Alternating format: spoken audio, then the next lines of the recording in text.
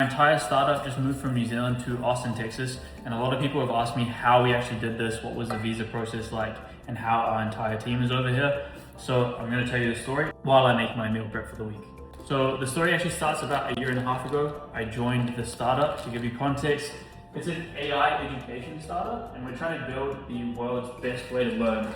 I don't know what anything in my kitchen is because I just set it up. I joined a year and a half ago. We had 198 students. We now have 190,000 and we're in 190 countries. So things have picked up quite a lot. And the plan for us was actually always to move to the US.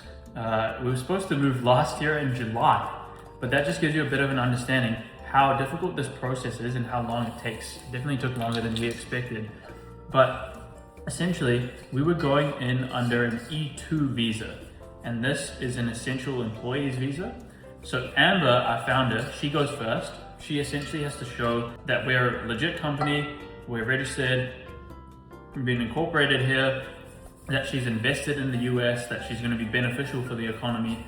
And once she gets her visa, which by the way, you have to go through lawyers because there's so much paperwork. It's like literally a stack this big, and it's all a case for why we should be let into the US.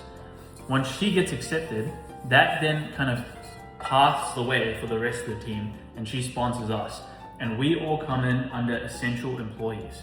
And what these essential employees do is it allows us to get into the US, but we need to prove that we're essential.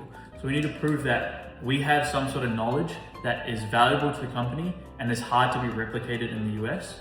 So for me, the lawyers put together a case. Essentially, when I started, we had 198 followers. In the last year and a half, we've grown to 550,000. I have a technical skill set and then also a social media skill set.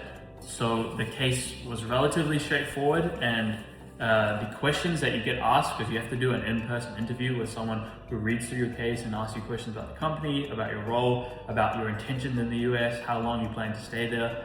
This is a 5-year visa, so of course, if anyone is watching, I'm going back to New Zealand but by the time my visa is up, which is legit. That's our intention. So you need to prepare yourself for that interview. Some people in the team, they got grilled a little bit more, but so far everyone's made it through, touch wood, and our team is over here. It is an expensive process. It's a long process. It's going to take a lot longer than what you think it is, but that is okay because now we're all over here. Things are fantastic, to be honest.